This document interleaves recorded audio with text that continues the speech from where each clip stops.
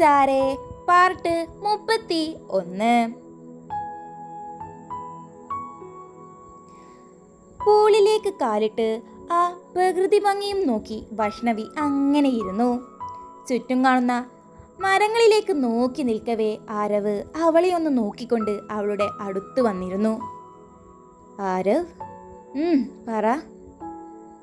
ഞാനൊന്നും നിന്നോട് പറഞ്ഞിട്ടില്ല, എന്നിട്ടും നീ തന്നെ ആ ഒരു നിമിഷത്തിൽ എന്നെ ചേർത്ത് പിടിച്ചു. എങ്ങനെയാണ് ഞാൻ നന്ദി പറയേണ്ടത്? എൻ്റെ ഭാര്യയെ മനസ്സിലാക്കേണ്ടതും അവളുടെ കൂടെ നിൽക്കേണ്ടതും ഭർത്താവ് എന്ന നിലയിൽ എൻ്റെ ചുമതലയാണ്. അന്നേരത്തെ നിന്റെ അവസ്ഥ എനിക്ക് നിന്റെ കണ്ണിലൂടെ കാണാമായിരുന്നു. ആരവ് അതും പറഞ്ഞ് അവളെ നോക്കി. ഒന്ന് പുഞ്ചിരിച്ചതും അവൾ അവനെ ഒന്ന് നോക്കി. അവൾ വിദൂരത്തിലേക്ക് നോക്കി നിന്നുകൊണ്ട് എന്തോ ഓർമ്മയിൽ പതിയെ പറഞ്ഞു തുടങ്ങി. എനിക്ക് അറിവ് വെച്ച കാലം മുതൽ കൂടെയുള്ളത് അമ്മ മാത്രമാണ്. അമ്മ തന്നെയാണ് ഒറ്റയ്ക്ക് തെരുവിലിറങ്ങി പിശിയാചിച്ച് എന്നെ വളർത്തിയത്. തെരുവോരം പാത്രം പിടിച്ച് ആളുകളുടെ മുമ്പിലേക്ക് കൈ നീട്ടുന്ന അമ്മയെ കണ്ടാണ് ഞാൻ വളർന്നത്. പല രാത്രികളും കിടന്നിരുന്നത് വഴിയോരമാണ്. അവിടെയും എന്നെ ചേർത്ത് പിടിച്ച് കഴുകൻ കണ്ണുകളിൽ നിന്നും എന്നെ ഓടിക്കിതച്ച് ഒളിപ്പിച്ചതും ഇന്നും എൻ്റെ മനസ്സിൽ മായാതെ കിടപ്പുണ്ട്. പല രാത്രികൾ പട്ടിണി കിടന്നിട്ടുണ്ട്. അങ്ങനെ ഇരിക്കെയാണ് ഒരു ദിവസം അമ്മ വല്ലതും തരണേ എന്ന് പറഞ്ഞ് കൈ നീട്ടുമ്പോൾ അമ്മയെ കണ്ട് ആരോ ഞെട്ടി പൊട്ടിക്കരഞ്ഞ് കെട്ടിപ്പിടിക്കുന്നത് ഞാൻ കാണുന്നത്. അവർ അന്ന് അവിടെ നിന്നും അമ്മയെയും എന്നെയും കൂട്ടിക്കൊണ്ടുവന്നു. കുളിപ്പിച്ച് നല്ലൊരു വസ്ത്രം നൽകി എനിക്ക്. അവിടെ വെച്ച് ഒരു ഏട്ടനെയും അനിയനെയും എനിക്ക് കിട്ടി. ജാനകി എന്ന എൻ്റെ അമ്മയുടെ ചേച്ചിയാണ് ജനനി. ജനനിയും ഭർത്താവ് ദിവാകരനും അന്ന് ഞങ്ങളെ അവരുടെ വീട്ടിലേക്ക് കൊണ്ടുപോയി. എനിക്ക് അതൊരു പുതിയൊരു അനുഭവമായിരുന്നു. പക്ഷേ എൻ്റെ അമ്മക്ക് അങ്ങനെ ആയിരുന്നില്ല. ദിവാകരൻ്റെ അമ്മ എന്നും എൻ്റെ അമ്മയെ വഴക്ക് പറയും. ആരുടെയോ കൂടെ കിടന്ന് ഒരു കുഞ്ഞിനെയും ഉണ്ടാക്കി അതിനെ കൊണ്ട് തെണ്ടാൻ പോയിരിക്കുന്നു, എന്നിട്ട് ആ പിയച്ച പിശാചിനെ വീട്ടിൽ കയറ്റിയിരിക്കുന്നു എന്നൊക്കെ പറഞ്ഞ് എന്നും അമ്മയെ വഴക്ക് പറയും. അതുമല്ല, അമ്മ അവിടെ ഒരു വേലക്കാരിയെ പോലെയായിരുന്നു. അമ്മയുടെ ചേച്ചി ജനനിക്ക് ഒന്നും ചെയ്യാൻ കഴിയാത്ത അവസ്ഥയായിരുന്നു. ആ വീട്ടിൽ എത്തിയതിന് ശേഷമാണ് ഞാൻ സ്കൂളിലേക്ക് പോലും പോകാൻ തുടങ്ങിയത്. എന്നെ അച്ഛമ്മ എത്രയെല്ലാം വഴക്ക് പറഞ്ഞാലും ഏട്ടനും ജനനി അമ്മയും എൻ്റെ അമ്മയും എന്നെ സമാധാനപ്പെടുത്തുമായിരുന്നു. അങ്ങനെയിരിക്കെ എൻ്റെ 11ാം വയസ്സിൽ ഒരു ദിവസം സ്കൂൾ വിട്ട് വീട്ടിലേക്ക് വരുമ്പോൾ ഞാൻ കാണുന്നത് ഒരുപാട് ആൾക്കൂട്ടമാണ്. ഒന്നും അറിയാതെ വീട്ടിലേക്ക് കയറി വരുമ്പോൾ വെള്ളയിൽ പുതപ്പിച്ച എൻ്റെ അമ്മയുടെ ശരീരം. അമ്മ എന്നോട് പോലും ഒരു വാക്ക് പറയാതെ ആത്മഹത്യ ചെയ്തിരിക്കുന്നു. ഫാനിൽ തൂങ്ങിയാടുന്ന എൻ്റെ അമ്മയുടെ ശരീരം അന്നെന്നെ കാണിക്കാൻ എല്ലാവരും എതിർത്തിട്ടും അച്ഛമ്മ നിർബന്ധിച്ച് കാണിച്ചു തന്നു.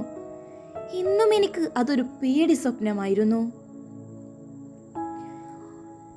ഒരു വേദനയോടെ കഴിഞ്ഞു പോയ ഒരുപാട് ദിവസങ്ങൾ. അതെല്ലാം പതിയെ പതിയെ മായ്ഞ്ഞു തുടങ്ങുമ്പോഴും എന്നും എന്നെ നോവിച്ചുകൊണ്ട് അച്ചമ്മയുടെ കുത്തുവാക്കുകൾ എൻ്റെ കൂടെ ഉണ്ടായിരുന്നു. ഒരു പക്ഷേ എനിക്കിന്ന് ഭക്ഷണം ഉണ്ടാക്കാൻ കഴിയുന്നുണ്ടെങ്കിൽ അതിൻ്റെ കാരണക്കാരി അവർ തന്നെയാണ്. വഴക്ക് പറഞ്ഞ് ദേഷ്യപ്പെട്ട് പലപ്പോഴായി ഞാൻ പഠിച്ചെടുത്ത ഒന്നാണ് അത്. അമ്മയുടെ മരണം മുതൽ എൻ്റെ ജീവനും അമ്മയും എല്ലാം ജനനിയമ്മ തന്നെയായിരുന്നു. ഏട്ടനും അനിയനായും ഞാൻ ഒരുപാട് സന്തോഷത്തിലായിരുന്നു. ഇടയിലുള്ള പല നോവരും ഒരുപാട് കുറവ് വരാൻ ഇവൻ എന്നെ സഹായിച്ചിട്ടുണ്ട്. പക്ഷേ അപ്പോഴുമുള്ള അച്ചമ്മയുടെ കുത്തുവാക്കുകൾ അങ്ങനെ തുടർന്നു. അന്നെല്ലാം അച്ഛനും എന്നെ വലിയ കാര്യമായിരുന്നു. പക്ഷേ +2 കഴിഞ്ഞ് ഞാനൊരു ഡിഗ്രി കോളേജ് ചേർന്ന ടൈമിൽ ആരോടും അധികം സംസാരിക്കാത്ത ഒരു പ്രകൃതമായിരുന്നു എൻ്റേത്. അവിടെ നിന്ന് വെച്ച് ഒരേ ഒരു കൂട്ടുകാരിയായിരുന്നു സ്വപ്ന. അവളെയാണ് ദീപ്തിക്ക് വയറുവേദനയായി ഹോസ്പിറ്റലിൽ ഇരുന്നില്ലേ അന്ന് നമ്മൾ കണ്ടത്. എൻ്റെ ഒരേ ഒരു കൂട്ടുകാരി. പക്ഷേ അവൾ എന്നെ പോലെ ആയിരുന്നില്ല. നന്നായി സംസാരിക്കുന്ന ഒരു വായാടി പെണ്ണായിരുന്നു. അവൾ വഴിയാണ് ഞാൻ പ്രണവിനെ കാണുന്നതും സംസാരിക്കുന്നതും. അവളുടെ കൂട്ടുകാരനായിരുന്നു പ്രണവ്. പ്രണവ് എന്നോട് കൂട്ടായി 3 ദിവസം കഴിഞ്ഞേക്ക് എന്നോട് പറഞ്ഞതാ എന്നെ ഇഷ്ടമാണെന്ന്. പക്ഷേ എനിക്കെന്തോ ഒന്നിനും താല്പര്യമില്ലായിരുന്നു. അമ്മയെ ആരോ ചതിച്ചു ഞാനുണ്ടായി. എന്നെ അന്നെല്ലാം എനിക്കറിയുകയുള്ളൂ. അതുകൊണ്ട് തന്നെ അന്നെല്ലാം അതെനിക്കൊരു ഭയമായിരുന്നു. അങ്ങനെ ഒരു ദിവസം അവിടെ അമ്പലത്തിൽ പൂജ നടക്കുന്ന ടൈമിൽ രാത്രി ഒരുപാട് വൈകിയത് കൊണ്ട് തന്നെ അന്ന് എന്നെ അമ്മ അച്ഛൻ്റെ കൂടെ വീട്ടിലേക്ക് പറഞ്ഞു വിട്ടു. റൂമിൽ കയറി ഡ്രസ്സെല്ലാം ചേഞ്ച് ചെയ്യാൻ നിൽക്കുമ്പോഴാണ് അച്ഛൻ്റെ വരവ്. അച്ഛൻ്റെ മുഖത്തിനും നോട്ടത്തിനും ഒരു വല്ലാത്ത ഭാവം.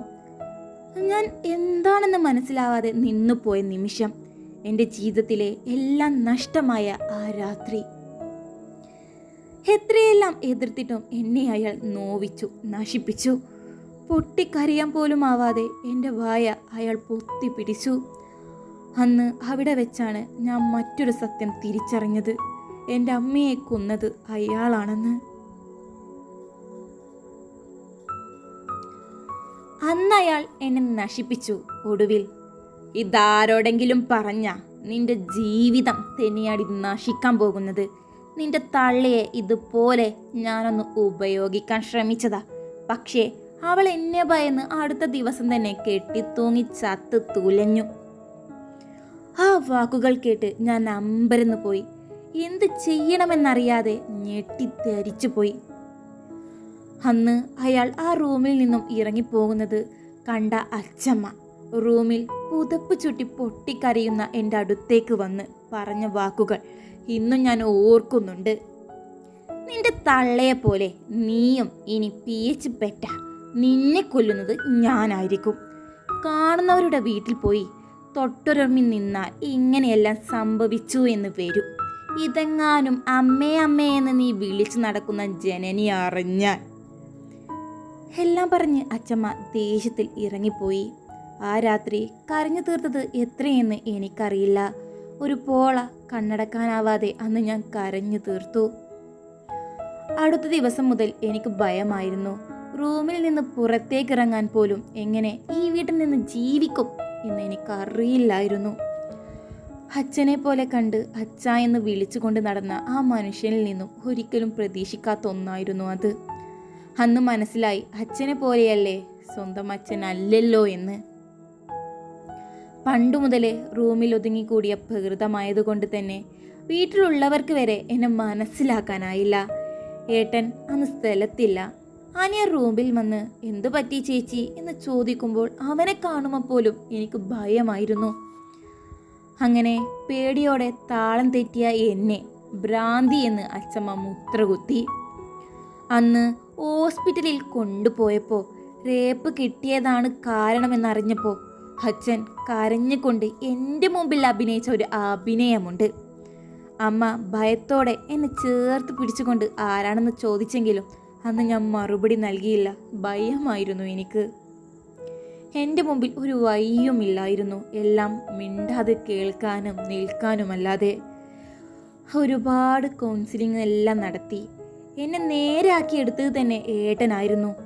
അന്നും ഏട്ടനോട് ഞാൻ പറഞ്ഞിട്ടില്ല ആരായിരുന്നു അതെന്ന്. എത്രയെല്ലാം നേരെയായാലും അയാൾ എൻ്റെ അരികിലൂടെ പോകുമ്പോൾ പോലും എൻ്റെ ശരീരം ഒന്ന് വിറച്ചു പോകാറുണ്ട്. ഒരുപാട് ദിവസത്തിന് ശേഷം വീണ്ടും ഞാൻ കോളേജിൽ പോകുമ്പോൾ ആദ്യം ഓടി വന്ന് കാര്യം തിരക്കിയത് പ്രണവായിരുന്നു. അന്ന് എന്നോടുള്ള ആ സ്നേഹം കണ്ട് വീയാവുന്ന ഒരു ഹൃദയമേ എനിക്കുണ്ടായിരുന്നുള്ളൂ. അന്ന് ഇവനെങ്കിലും എനിക്ക് കൂട്ടിന് എന്നെ മനസ്സിലാക്കാനുണ്ടാവും എന്നൊരു തോന്നൽ എന്നിൽ വന്നു തുടങ്ങി. അന്ന് ഞാൻ അങ്ങോട്ടാണ് അവനോട് ഇഷ്ടമാണെന്ന് പറഞ്ഞത്. പക്ഷേ ഈ പ്രണയം ആരും അറിയരുതെന്ന് എനിക്ക് നിർബന്ധമായിരുന്നു. അതും അവൻ അംഗീകരിച്ചതും ഒപ്പമുണ്ടായിരുന്ന സ്നേഹക്ക് പോലും മനസ്സിലായില്ല ഞങ്ങളുടെ പ്രണയമെന്ന്. കോളേജിൽ ജസ്റ്റ് കൂട്ടുകാരെ പോലെ സംസാരിക്കും. എന്നാൽ ഏട്ടൻ മേടിച്ച് നൽകിയ ആ ഫോൺ വഴി ഞങ്ങളുടെ സംഭാഷണം തുടർന്നു. കോളേജ് കഴിഞ്ഞ് പണി മേടിച്ച് നിന്റെ വീട്ടിലേക്ക് വരും ഞാനെന്ന് പറയുമ്പോഴെല്ലാം ഭയമായിരുന്നു എൻ്റെ ഉള്ളിൽ. എത്ര പ്രണയമാണെന്ന് പറഞ്ഞിട്ടും അവനോടും ഒന്നും ഞാൻ തുറന്നു പറഞ്ഞിട്ടില്ലായിരുന്നു. കാരണം അവൻ്റെ സംസാരം പലപ്പോഴും ശരിയല്ലാത്ത രീതിയിൽ എൻ്റെ ശരീരത്തിലേക്ക് എത്തിപ്പെടുന്നത് എനിക്ക് മനസ്സിലായതും ഭയം കൂടി വന്നു. എന്നെയല്ല അവന് വേണ്ടത് എന്ന് എനിക്ക് മനസ്സിലായി തുടങ്ങിയിരുന്നു. അതിൽ നിന്നെല്ലാം ഓരോന്ന് പറഞ്ഞ് ഞാൻ പിന്മാറിക്കൊണ്ടേയിരുന്നു. വീട്ടിൽ അച്ഛൻ്റെ അഭിനയവും അച്ഛമ്മയുടെ വാക്കുകളും എന്നെ നോവിച്ചു കൊണ്ടേയിരുന്നു. ഓരോ ദിവസവും ഭയം കൊണ്ട് വാതിലടച്ചാണ് കിടക്കാറുള്ളത് പോലും. എല്ലാം കൂടെ ഭയന്ന് എനിക്ക് അവനല്ലാത്ത ഒരു ഓപ്ഷൻ ഇല്ലെന്ന് മനസ്സിലാക്കിയ നിമിഷം രണ്ടും കൽപ്പിച്ച് അവനോട് ഒളിച്ചോടി പോകാനുള്ള പദ്ധതി നൽകിയത് ഞാൻ തന്നെയായിരുന്നു. അന്ന് അവൻ്റെ ഭാവം കണ്ടപ്പോൾ തന്നെ എനിക്ക് മനസ്സിലായതാ അവന് അതിനൊന്നും താല്പര്യമില്ലെന്ന്. ഞാൻ തന്നെയാണ് നിർബന്ധിച്ച് ഒരു ദിവസം ഞാൻ വീട് വിട്ട് ഇറങ്ങുമെന്നെല്ലാം പറഞ്ഞത്. ഞാൻ വരാം, വീട്ടിൽ ചോദിക്കാം എന്ന വാക്ക് അവൻ അപ്പോഴും പറഞ്ഞിട്ടില്ല. അങ്ങനെ ഒരു ദിവസം വീട് വിട്ടിറങ്ങി. എങ്ങനെയെങ്കിലും ആ വീട്ടിൽ നിന്നും എനിക്ക് രക്ഷപ്പെടണം എന്നേ ഉണ്ടായിരുന്നുള്ളൂ. പക്ഷേ അവൻ്റെ വാക്കിൽ പല പ്രാവശ്യം പതർച്ച വന്നപ്പോഴും എൻ്റെ കൂടെ അവൻ വരുമെന്നൊരു വിശ്വാസം എനിക്കുണ്ടായിരുന്നു. പക്ഷേ അവൻ വന്നില്ല. എൻ്റെ ആദ്യ പ്രണയം അവിടെ അവസാനിച്ചു. വീടിന് പുറത്തേക്ക് തനിയെ ഇറങ്ങിയിട്ട് പോലുമില്ലാത്ത ഞാൻ അന്ന് ആദ്യമായി ഭയന്ന് വിറച്ച് കൊണ്ട് ബാംഗ്ലൂർ നഗരത്തിൽ എത്തിപ്പെട്ടു. ആ നഗരമാണ് എനിക്ക് ധൈര്യം നൽകിയത്, എന്നെ ജീവിക്കാൻ പഠിപ്പിച്ചത്, കൂടെ കൂടെ ആരുമില്ലാതെ നടക്കാൻ പഠിപ്പിച്ചത്, ജീവിതമെന്ന യഥാർത്ഥ സത്യം തിരിച്ചറിഞ്ഞത്. അത്രയും പറഞ്ഞ് അവൾ കണ്ണുകൾ തുടച്ചുകൊണ്ട് അവനെ നോക്കി. ഒന്നും മിണ്ടാതെ അത്രയും നേരം അവളെ തന്നെ നോക്കി നിൽക്കുകയായിരുന്നു അവൻ. അവളുടെ സംസാരം നിർത്തിയതും, ഇത്രയൊക്കെ ചെയ്ത ആ ദിവാകരനെയാണോ നീ അച്ഛ എന്ന് വിളിച്ചത്? നീ അയാൾക്ക് നൽകിയത് വളരെയധികം കുറഞ്ഞു പോയി വൈഷ്ണവി. കൊടുക്കേണ്ടതുപോലെ കൊടുക്കേണ്ടടുത്ത് കൊടുക്കണം. അവൻ നല്ല ദേഷ്യത്തിലായിരുന്നു മറുപടി നൽകിയത്. ഇന്ന് നീ കാണുന്ന വൈഷ്ണവിയും അന്നുണ്ടായിരുന്ന വൈഷ്ണവിയും ഒരുപാട് വ്യത്യാസമുണ്ട്. ഒന്ന് വാ തുറന്ന് സംസാരിക്കാൻ പോലും അറിയാത്ത ഭയന്ന വൈഷ്ണവി എന്ന ഞാൻ ഇന്ന് എങ്ങനെയാണ് പറഞ്ഞു തരേണ്ടല്ലോ. ജീവിതം അതാണ് മനുഷ്യനെ മനുഷ്യനാക്കുന്നതും മനുഷ്യ മൃഗമാക്കുന്നതും. ഈ ലോകത്ത് എന്നെ പോലെ ഒന്ന് തുറന്നു പറയാൻ പോലും ആകാതെ ഇതുപോലെ നശിക്കപ്പെട്ട എത്രയോ പെൺകുട്ടികളുണ്ട്. ബന്ധത്തിൽ നിന്നോ നാട്ടിൽ നിന്നോ അപരിചിതരിൽ നിന്നോ. എന്നിട്ട് പെൺകുട്ടികൾ വളർത്തുന്നതോ ശബ്ദമുയർത്തരുത് എന്ന രീതിയിൽ. പിന്നെ എങ്ങനെ ഇങ്ങനെ വരാതിരിക്കും? ഒന്ന് ശബ്ദമുയർത്താൻ കഴിഞ്ഞിരുന്നെങ്കിൽ ഇത്രത്തോളം വരില്ലായിരുന്നു. സമൂഹം എങ്ങനെ കാണും, എന്ത് പറയും എന്ന രീതിയിലല്ലേ ഇന്നും ഓരോരുത്തർ ചിന്തിക്കുന്നത്. ആ സമൂഹം ഇതിനെല്ലാം ഇരയാവുന്നവരുടെ അവസ്ഥ ഒന്ന് മനസ്സിലാക്കിയിരുന്നെങ്കിൽ, കൂടെ നിന്നിരുന്നെങ്കിൽ ഇങ്ങനെയൊന്നും വരില്ലായിരുന്നു. നേർവഴി കാണിക്കേണ്ടവർ ഇന്ന് കാണിക്കുന്നത് എന്താണ്? എന്നെ പോലുള്ള ഒരുപാട് പേര് വാ തുറക്കാൻ ഭയന്നിട്ടുണ്ടെങ്കിൽ അതിനെല്ലാം കാരണം മനുഷ്യരുടെ നാവ് ഭയന്ന് മാത്രമാണ്. സോഷ്യൽ മീഡിയ എന്ന് പറയുന്നത് ഇന്ന് ലോകത്തിലേക്ക് ഏറ്റവും കൂടുതൽ കാണിച്ചു തരുന്നത് എന്താണ്? ശരിയാണോ തെറ്റാണോ? തുടരും.